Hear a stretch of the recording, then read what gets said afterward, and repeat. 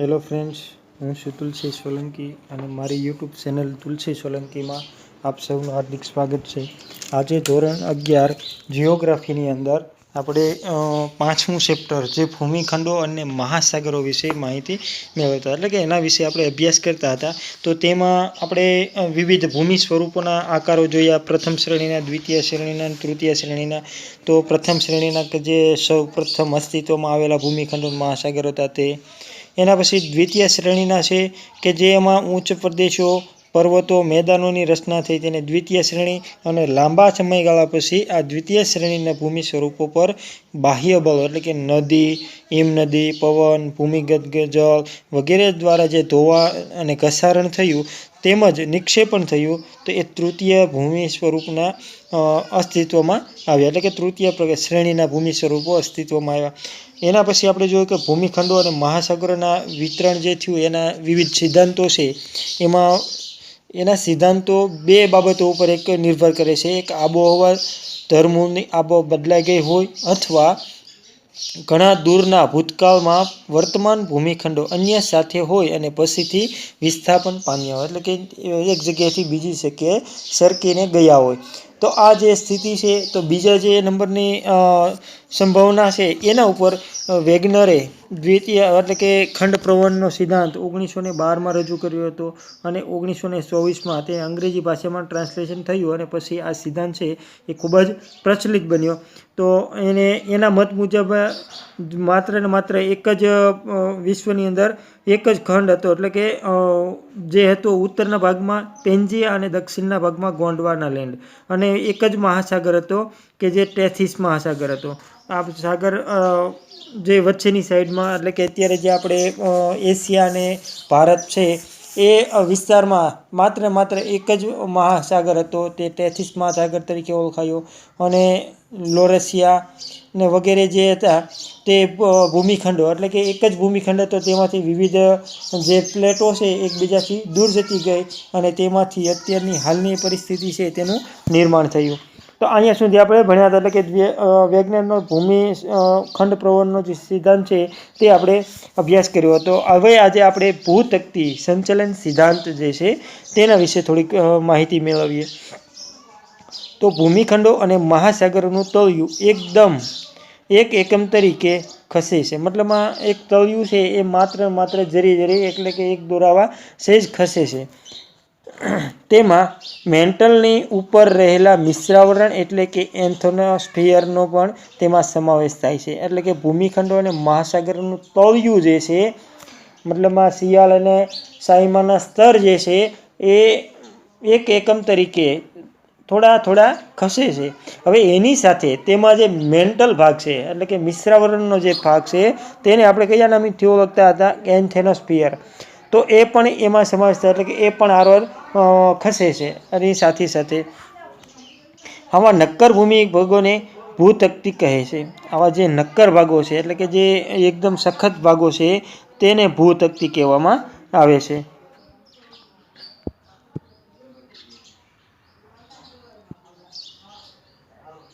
વૈશ્વિક ભૂવિસ્તરણ કે સંકોચન, ચંદ્રના કારણે આવતી ભરતીના બળોનો અસરો, ભૂપટલના વિસ્તૃત ભાગોનો ઊંચકાવ, ખંડોનું પ્રવહન, સમુદ્ર તલનું પ્રસરણ વગેરે વિશેની માહિતી આ સિદ્ધાંત આપે છે. મતલબમાં કે જે બાહ્ય બળો છે, પૃથ્વીની બાહ્યતા ઉપર આધાર રાખીને જે બળો છે તેના વિશે આની અંદર ચર્ચા કરવામાં આવી છે ભૂતકતી સંચલન સિદ્ધાંતની અંદર.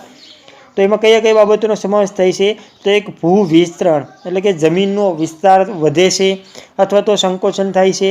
ચંદ્રના કારણે આવતી ભરતીના જે બળ છે, ભરતીની બળની અસરો, કે જે આપણે ખ્યાલ છે કે ભરતી આવે છે પૂનમ હોય ત્યારે અને અમાસ હોય છે ત્યારે સૌથી મોટી ભરતી હોય છે દરિયાની અંદર, એટલે કે જે વેળ આવે છે સૌથી મોટી હોય છે. તે ચંદ્ર ઉપર આધારિત છે. તો એ ચંદ્રના કારણે આવતી ભરતીના બળોની અસરો જોવામાં આવે છે. પછી ભૂપટલના વિસ્તૃત ભાગોનો ઊંચકાવ, એટલે કે ભૂપટલ છે, એટલે કે ભૂને તકતીઓ જે છે એનો ઊંચકાવ થયો, એક બીજી જગ્યાએથી ઊંચકાવ થયો. ખંડોનું પ્રવહન, એટલે કે એક જગ્યાએથી બીજી જગ્યાએ ખસ્યા. સમુદ્ર તલનું પ્રસરણ વગેરે વિશેની માહિતી આ સિદ્ધાંત આપે છે. મુખ્યત્વે 7 ભૂતક્તિઓ છે. એમાં ઉત્તર અમેરિકાની ભૂતક્તિ, આ 7 ભૂતક્તિ ખાસ યાદ રાખજો. 7 ભૂતક્તિ, તેમાં ઉત્તર અમેરિકાની ભૂતક્તિ, દક્ષિણ અમેરિકાની ભૂતક્તિ, પેસિફિક ભૂતક્તિ, યુરેશિયન ભૂતક્તિ, આફ્રિકાની ભૂતક્તિ અને ભારત ઓસ્ટ્રેલિયાની ભૂતક્તિ અને એન્ટાર્કટિક ભૂતક્તિ જે છે. આ સિવાય 20 જેટલી ગૌણ ભૂતક્તિઓ, એટલે કે નાની, જે આપણે ટાપુ સ્વરૂપમાં જોવા મળે છે તેવી 20 પ્રકારની બીજી નાની 20 જેટલી ભૂતક્તિઓ જોવા મળતી હતી આની સિવાયની. તો ગૌણ ભૂતક્તિઓ છે. આ ભૂતક્તિઓને પર્વતીય હારમાળાઓ, ભૂસપાટી પરની નવી ગેડ પર્વતીય શ્રેણીઓ, સાગરમાં જળમગ્ન ફાટો વગેરે એકબીજાથી જુદી પડે છે. એટલે કે પર્વતીય હારમાળાઓ જે છે, દાખલા તરીકે આપણે જે હિમાલયની પર્વતમાળા છે તો એ ચીન અને ભારત બંનેને અલગ પાડે છે. નેપાળ છે કે એને આપણે અલગ પાડે છે, તો એ આપણી બોર્ડર બની ગઈ. તો એની જેમ એ ભૂતક્તિઓ છે પર્વતની હારમાળાઓ રૂપે એકબીજે ભૂતક્તિઓને અલગ પાડે છે. ત્યાંથી બીજી ભૂતક્તિ અલગ હોય છે. પછી ભૂસપાટી પરની નવી ગેડ પર્વતીય શ્રેણીઓ. નવી ગેડ પર્વતીય શ્રેણીઓ એટલે કે આપણે જે અરવલ્લીની પર્વતમાળા છે, સૌથી જૂની પર્વતમાળા કહેવાય છે, વિશ્વની સૌથી જૂની પર્વતમાળા. તો એ જે ફાટ છે તો એ ગેડ પર્વતીય શ્રેણીઓ છે. તો એના જે આધારિત છે, અલ્પસરની પર્વતમાળા છે, તો એ આધારે આપણે કહી શકીએ મતલબમાં કે એનાથી ભૂતક્તિઓ અલગ પડતી હોય છે. મતલબમાં બંનેના ટકરાવાથી એવા પર્વતના નિર્માણ થયું હોય છે. તો એની નીચે એ બે ભૂતક્તિઓ છે જોઈન્ટ થઈ હોય, એટલે કે બે અલગ પડતી હોય છે. સાગરમાં જળમગ્ન ફાટો. સાગરની અંદર જળમગ્ન એટલે કે જળની અંદર સમાઈ ગયેલો એક ફાટો હોય છે. તો આવા ફાટાથી પણ એકબીજે ભૂતક્તિઓ અલગ પડે છે. ભૂતક્તિઓ છેવટે તો સંચરણાત્મક સ્વરૂપો છે. જળમગ્ન પર્વત શ્રેણીઓ, સામુદ્રિક ખીણો, જ્વાલામુખી ટાપુઓ, ભૂકંપજન્ય વિસ્તારો, ફાટ ખીણો વગેરે ભૂતક્તિઓની કિનારીઓ સાથે સંકળાયેલી છે. એટલે કે કિનારા સાથે એકબીજાથી સંકળાયેલા છે. જો એકબીજા અટકે છે ત્યારે આવી ઘટનાઓ બને છે એવું માનવામાં આવે છે. હવે ભૂતક્તિઓના કદમાં વૈવિધ્ય રહેલું છે, એટલે કે જુદાપણું છે. કેટલીક ભૂતક્તિઓ 10,000 ચોરસ કિમી કે તેથી ઓછી વિસ્તાર ધરાવે છે, તો કેટલીક ભૂતક્તિઓ 10 કરોડ ચોરસ કિમીથી પણ વધુ વિસ્તારોમાં વિસ્તરેલી છે. ઘણી ભૂતક્તિઓ છે 10,000 ચોરસ કિમીથી પણ ઓછો વિસ્તાર છે, જ્યારે ઘણી ભૂતક્તિઓના 10 કરોડથી પણ વધારે વિસ્તાર ધરાવે છે. પેસિફિક, આફ્રિકા, યુરેશિયા વગેરે મોટી ભૂતક્તિઓ છે. મોટી ભૂતક્તિઓ કઈ છે કે પેસિફિક, આફ્રિકા, યુરેશિયા, આ 3 યાદ રાખવાની મોટી ભૂતક્તિઓ છે. જ્યારે નાની ભૂતક્તિઓ કહેવામાં આવે તો Bismarck, Solomon, સોમાલિયન, Nazca, કોકોસ, Arabian, ફ્યુજી, ફિલિપિન, Caroline વગેરે નાની એટલે કે ગૌણ ભૂતક્તિઓ, જે આપણે 20 ગૌણ ભૂતક્તિઓ જે છે 7 સિવાયની, તો આ જે 20 ભૂતક્તિઓ છે એ ગૌણ પ્રકારની એટલે કે નાના સ્વરૂપની ભૂતક્તિઓ છે. જો બે ભૂતક્તિ એકબીજાથી વિરુદ્ધ દિશામાં ખસતી હોય તો તેમને અપસારી ભૂતક્તિઓ કહેવામાં આવે છે. એ ખાસ યાદ રાખવાનું કે જો બે ભૂતક્તિ હોય છે એકબીજાથી વિરુદ્ધ દિશામાં ખસતી હોય, એકબીજાથી નજીક નહીં પણ એકબીજાથી વિરુદ્ધમાં હાલતી હોય. આપણે ચુંબક લઈએ અને ચુંબકનું જે જે કેન્દ્ર છે, મતલબમાં કે એના જે NS ધ્રુવ હોય છે, તો NN ને ધ્રુવ ભેગા કરીએ તો બંને એકબીજાની વિરુદ્ધમાં જાય છે. તો એની જેમ આ બે પ્લેટો છે એટલે કે ભૂતક્તિઓ જે છે એકબીજાની વિરુદ્ધમાં ખસતી હોય તો એને અપસારી ભૂતક્તિઓ કહેવામાં આવે છે. જો બે ભૂતક્તિઓ એકબીજા તરફ આગળ વધીને નજીક આવતી હોય તો તેમને અભિસરણ ભૂતક્તિ કહેવામાં આવે છે. NS ભાગ ભેગો કરીએ અને કેમ એકબીજાથી ચુંબક હોય છે એકબીજાથી ચીપકી જાય છે, તો તેની જેમ જો બે ભૂતક્તિઓ એકબીજા તરફ આગળ વધીને એકબીજાની નજીક આવતી જાય તો આવી ભૂતક્તિઓને અભિસરણ ભૂતક્તિઓ કહેવાય. અભિસારી એટલે કે એકબીજાની વિરુદ્ધ અને અભિસરણ એટલે કે એકબીજાથી નજીક. ભૂતક્તિઓની જાડાઈ 47 કિમી કે તેથી વધુ હોવી જોઈએ. ભૂતક્તિઓ જે છે એની સામાન્ય મિનિમમ જાડાઈ કેટલી છે કે 47 કિમી. એનાથી વધારે હોય છે અને ક્યાંક ઓછી પણ હોય છે, પણ કેટલી હોવી જોઈએ કે 47 કિમી તેથી વધુ હોવી જોઈએ, કારણ કે ખંડોની સરેરાશ જાડાઈ 46 કિમી છે. ખંડ જે છે આપણા એશિયા કયો કે યુરોપ કયો કે આફ્રિકા કયો કોઈ પણ ખંડ છે તો એ ખંડની જાડાઈ મતલબમાં એનું પડ જે છે એની જાડાઈ કેટલી છે તો સરેરાશ જાડાઈ 46 કિમી છે.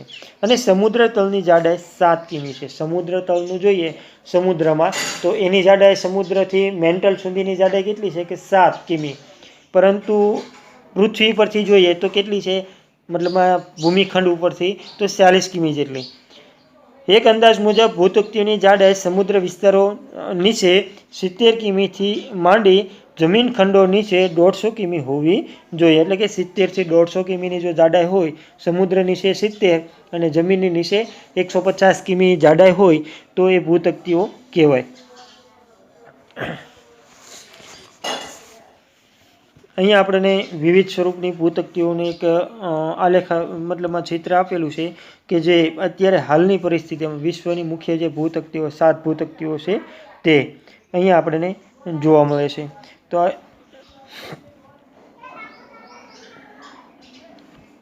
એના પછી જોઈએ તો ભૂતકતીઓ સરકે છે તેની સાબિતી નિષ્ક્રિય જ્વાળામુખીઓની પર્વત શૃંખલા છે. એમ માનવામાં આવે છે કે એન્થેનોસ્ફિયરમાં ઉદ્ભવતા ઉષ્ણતાનયન પ્રવાહો ભૂતકતીઓને ગતિશીલ રાખે છે. એકબીજાથી જો હલવાની જે પ્રતિક્રિયા છે, ભૂતકતીઓ એકબીજાથી દૂર જાય છે કે નજીક આવે છે, મતલબમાં એકબીજાથી હલનચલન કરે છે, સરકે છે, તો એનું મુખ્ય કારણ છે નિષ્ક્રિય જ્વાળામુખીઓ. એની સાબિતી આપે છે. ભૂતકતીઓ સરકે છે તેની સાબિતી કોણ આપે છે કે નિષ્ક્રિય જ્વાળામુખીઓ. જે એકવાર જ્વાળામુખી એકવાર ફાટ્યો પછી બીજી વાર એમાં ભવિષ્યની આગાહી પ્રમાણે ત્યાં કોઈ દિવસ જ્વાળામુખી થશે નહીં અને એ જગ્યાએ પાણી ભરાઈ જતું હોય તો એવા જ્વાળામુખી એટલે નિષ્ક્રિય જ્વાળામુખી. તો આવા જ્વાળામુખીઓની પર્વત શૃંખલા જે છે તો એ માનવામાં આવે છે એન્થેનોસ્ફિયરમાં ઉદ્ભવતા ઉષ્ણતાનયન. એન્થેનોસ્ફિયર એટલે કે જે આપણે ભૂરસ કહીએ છીએ, મેન્ટલ કહીએ છીએ, તો એ મેન્ટલ ભાગની અંદર જે ગરમ પ્રવાહ છે એ ગરમ પ્રવાહો ઉષ્ણતાનયન ઉદ્ભવતા ઉષ્ણતાનયન પ્રવાહો ભૂતકતીઓને ગતિશીલ રાખે છે. મતલબમાં એક જગ્યાએથી બીજી જગ્યાએ હલનચલન કરવામાં પ્રેરક બળ બને છે. મેન્ટલમાં અતિ ગરમ ભાગો આવેલા છે જે જ્વાળામુખીના ઉદ્ભવ સ્ત્રોત છે. સરકતી ભૂતકતી પર આવેલા જ્વાળામુખીઓ અતિશય ગરમ કેન્દ્ર ભાગોથી દૂર હડસેલાઈ જતા નિષ્ક્રિય જ્વાળામુખી બની જાય છે. મતલબમાં જે ગરમ ભાગ છે ત્યાંથી જ્યારે એકવાર જો જ્વાળામુખી ત્યાંથી નીકળ્યો હોય પછી નિષ્ક્રિય બની જાય તો એવું માનવામાં આવે કે જ્વાળામુખી મતલબમાં કે એ જે પ્લેટ છે હજી સરકે છે, કારણ કે એ જે જગ્યા હતી એ હવે દૂર જતી રહી એનાથી, એટલા માટે. તો એવું જ અહીંયા આપણે કીધું છે કે મેન્ટલમાં અતિ ગરમ ભાગો આવેલા છે જે જ્વાળામુખીના ઉદ્ભવ સ્ત્રોત છે. સરકતી ભૂતકતી પર આવેલા જ્વાળામુખીઓ અતિશય ગરમ કેન્દ્ર ભાગોથી દૂર ખસેડાઈ જાય છે જતાં નિષ્ક્રિય જ્વાળામુખી બની જાય છે. કેટલાક ભૂગોળવિદો ભૂતકતીઓની સરકવાની ક્રિયા માટે ઉષ્મીનયન પ્રવાહોને કારણભૂત માનતા નથી. મતલબમાં જે ગરમ પ્રવાહો છે એકબીજાથી બહાર નીકળવાની જે ક્રિયા છે, જમીનમાંથી જે ગરમ પ્રવાહો બહાર નીકળે છે તો એ પ્રવાહોને કંઈ કેન્દ્રમાં ધ્યાનમાં લેતા નથી ઘણા ભૂગોળવિદો. તેઓના મતાનુસાર મિશ્રાવરણમાં રહેલો મેગ્મા સમુદ્ર તળની ફાટ દ્વારા બહાર આવી નવું સમુદ્ર તળ રચે છે. અમુક વિદ્વાનો એવું માને છે કે મિશ્રાવરણ જે છે મેન્ટલ વિભાગ, તો એની અંદર જે મેગ્મા રહેલો છે એ સમુદ્ર તળ, સમુદ્ર ભાગ હોય છે ત્યાંથી બહાર આવી સમુદ્ર તળની ફાટ દ્વારા બહાર આવી નવું સમુદ્ર તળ રચે છે.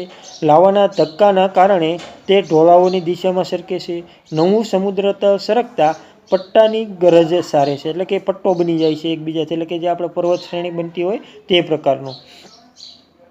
તેના ઉપર ભૂતકતીઓ સરકતી સીડીની આકાર માફક અત્યંત મંદ ગતિથી સરકે છે, એટલે કે એની જેમ ધીમે ધીમે આગળ વધે છે. તો આ ભૂતકતી ખંડ પ્રવહન સિદ્ધાંત જે છે, સંચલન સિદ્ધાંત તે તો ભૂતકતી વિચારધારામાં સમુદ્ર તળ પ્રસરણ અને ખંડ પ્રવહન વિચારધારકોને એક વૈચારિક સૂત્રમાં બાંધવાનો પ્રયત્ન કરવામાં આવ્યો છે. બંને જે છે કે સમુદ્ર તટ પ્રસરણ અને ખંડ પ્રવહન વિચારધારા બંને જે ધરાવે છે તો એ બંનેને એક સૂત્રની અંદર જોડી અને કામ કરવા પ્રેરિત કર્યા છે. ભૂમિખંડો અને મહાસાગરોની ઉત્પત્તિ અને વિતરણ તથા ગિરિ નિર્માણ પ્રક્રિયાને સમજાવતી આ સૌથી મહત્વની વૈજ્ઞાનિક વિચારધારા છે. જે ભૂતકતી સંચાલન સિદ્ધાંત છે એ સૌથી મહત્વની વૈજ્ઞાનિક વિચારધારાથી રજૂ થયો છે. હવે આપણને 3 માર્કમાં પૂછાતો પ્રશ્ન એટલે કે ભારતીય ભૂતકતીનું સંચાલન સમજાવો અથવા તો ભારતીય ભૂતકતી વિશે માહિતી આપો. કારણ કે વિશ્વની કોઈ આપણને પૂછવાનું છે નહીં, આપણે ભારતની હોય તો ભારતની જ પૂછવાની હોય. તો એ શરૂ કરીએ. તો વિશ્વમાં કુલ 7 મુખ્ય ભૂતકતીઓ છે જે આગળ આપણે જોઈએ. તેમાંની એક છે એટલે આપણી ભારતની ભૂતકતી. માત્ર એટલા માટે કે એ ઉપખંડ તરીકે ઓળખાય છે. ભારત છે એ કેવો છે? ઉપખંડ. એટલા માટે એને ભૂતકતી તરીકે નામ આપ્યું છે. આ ભૂતકતી ભારતીય ઉપખંડ, ઓસ્ટ્રેલિયા ખંડ, ટાસ્માનિયા, ન્યૂઝીલેન્ડ, હિન્દ મહાસાગરનું તળિયું અને પેસિફિક મહાસાગરના નૈઋત્ય વિસ્તારના તળિયાની બનેલી છે. ભારતીય ભૂતકતી કેની બનેલી છે? તો આ ભૂતકતી જે છે ભારતીય ઉપખંડ, ઓસ્ટ્રેલિયા ખંડ, ટાસ્માનિયા, ન્યૂઝીલેન્ડના હિન્દ મહાસાગરનું તળિયું અને પેસિફિક મહાસાગરના નૈઋત્ય વિસ્તારના તળિયાની બનેલી છે. ભારતીય ભૂતકતીના ઉત્તર પૂર્વ તરફ સરકવાના કારણે ભારતીય ભૂતકતી અને યુરેશિયન ભૂતકતી વચ્ચે દબાણ સર્જાયું. શરૂઆતમાં જે એકબીજાથી નજીક આવ્યા એટલે કે યુરેશિયન ભૂતકતી સાથે જ્યારે અથડાણી એકબીજા વચ્ચે દબાણ સર્જાયું. તેના પરિણામે હિમાલય પર્વતશ્રેણીનું સર્જન થયું એવું માનવામાં આવે છે. અને આજે પણ તેમાં ભૂકંપો થતા રહે એટલે કે હિમાલય પર્વતશ્રેણી છે તેમાં વારંવાર ભૂકંપો થતા રહે છે. એપ્રિલ 2015માં નેપાળમાં થયેલો ભૂકંપ આ જ પ્રક્રિયાનું પરિણામ છે. મતલબમાં 2015માં જે સૌથી મહાકાય ભૂકંપ થયો હતો નેપાળની અંદર, તો એ જે ભૂકંપ થયો એનું પરિણામ શું છે કે આ ભૂતકતી જે અથડામણ થઈ યુરેશિયન ભૂતકતી સાથે અથડાણી, તો આવા ભૂકંપ તેમાં વારંવાર થતા રહે છે. ભારતીય ભૂતકતી આશરે 75 મિલિયન વર્ષ પહેલાં એન્ટાર્કટિકા છૂટી પડ્યાનો અંદાજ છે. એટલે કે એન્ટાર્કટિકા જે છે ભૂતકતી તેમાંથી છૂટી પડી હતી અને આ ભૂતકતીએ અત્યાર સુધીમાં આશરે 5000 કિમી અંતર કાપ્યું છે. એટલે કે 75 મિલિયન વર્ષ પહેલાં જ્યારે એમાંથી છૂટી પડી ત્યારથી અત્યાર સુધીમાં એણે કેટલું અંતર કાપ્યું કે 5000 કિમીનું અંતર કાપી અને યુરેશિયન ભૂતકતી સાથે જોડાઈ ગઈ છે. ભારતીય ભૂતકતીની ઉત્તરે હિમાલય પર્વત શ્રેણીઓ તથા પશ્ચિમ અને દક્ષિણમાં હિન્દ મહાસાગરમાં જળમગ્ન પર્વત શ્રેણીઓ આવેલી છે. જે આપણને શ્રીલંકા તરફ જઈએ ત્યારે અનેક ટાપુઓ આપણને જોવા મળે છે. એ ટાપુઓ છે એક પર્વત શ્રેણીનું ઉદાહરણ છે, પરંતુ દક્ષિણનો જે ભાગ છે એ ઢોળાવોમાં ગરકાવ થઈ ગયો.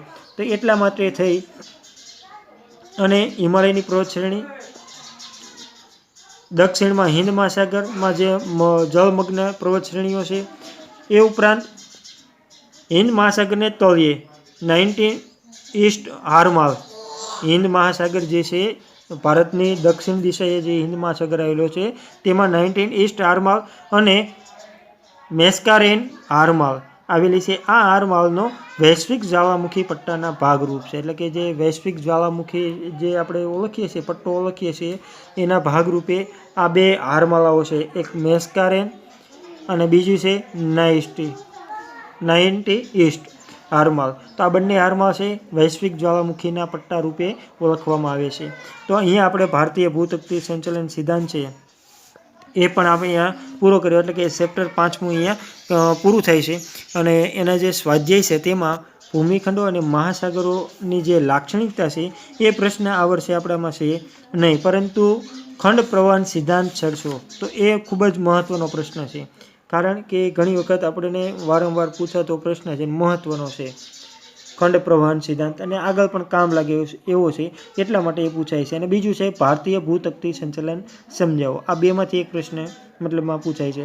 બીજું કે પેન્જિયા અને ગોંડવાના લેન્ડ ને ટેથિસ મહાસાગર, એના વ્યાખ્યાઓ જે છે મતલબમાં એના જે કંઈ માહિતી છે તે માહિતી ડિટેલમાં એટલે કે એક માર્કમાં 2 માર્કમાં પૂછાય, તો એ પણ આપણે માહિતી તૈયાર રાખવાની.